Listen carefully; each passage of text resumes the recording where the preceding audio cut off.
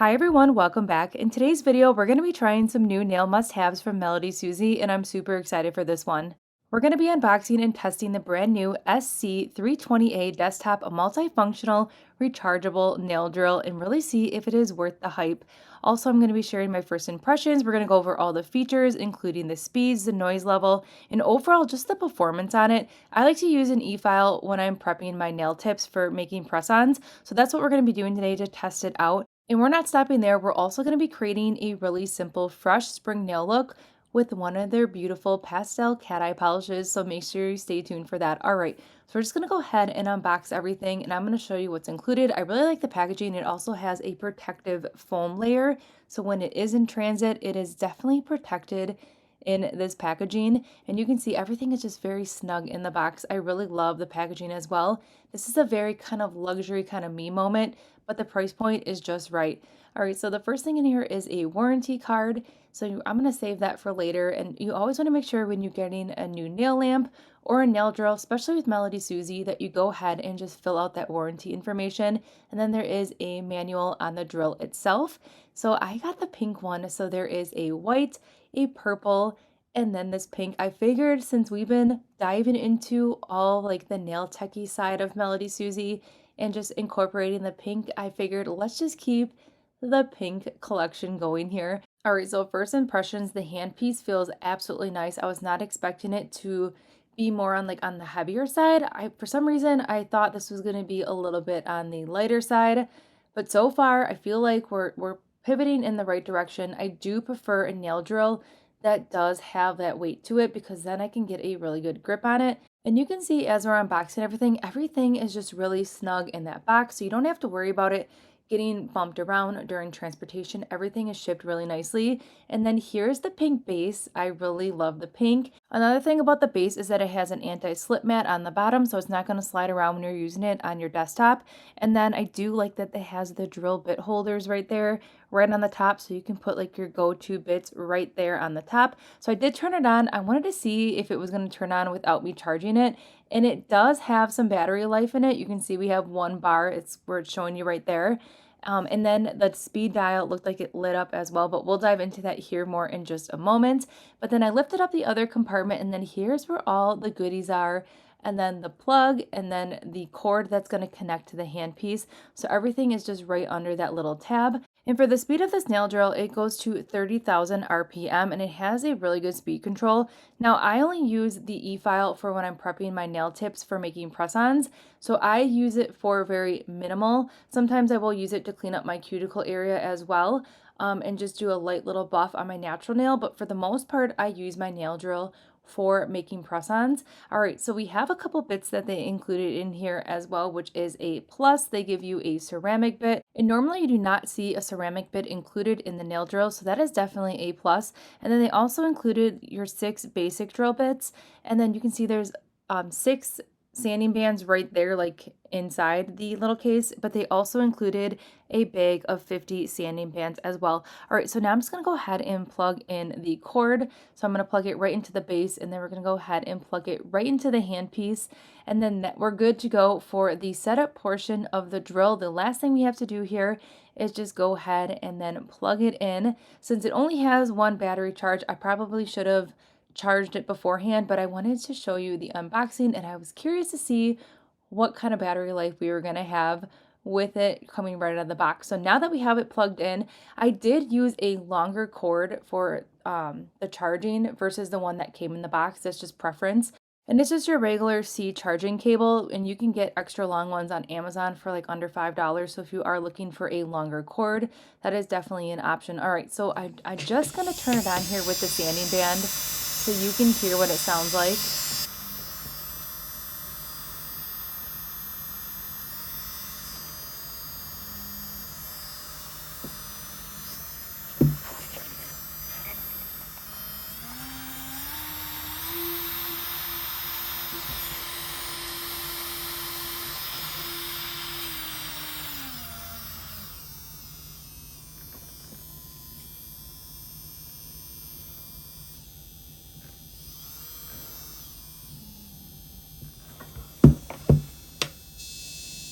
All right, so I just wanted to show you what it sounded like at the highest RPM and the lowest. So now let's go ahead and test it out. Again, when I'm doing press-ons, I just like to use it at a very low speed because I'm just basically just etching the inside of the nail. Sometimes then I will go ahead with the sanding band and put it on top of the nail as well. All right, so let's hear what it sounds like and how it performs at a low RPM speed when we're prepping the press-on nail.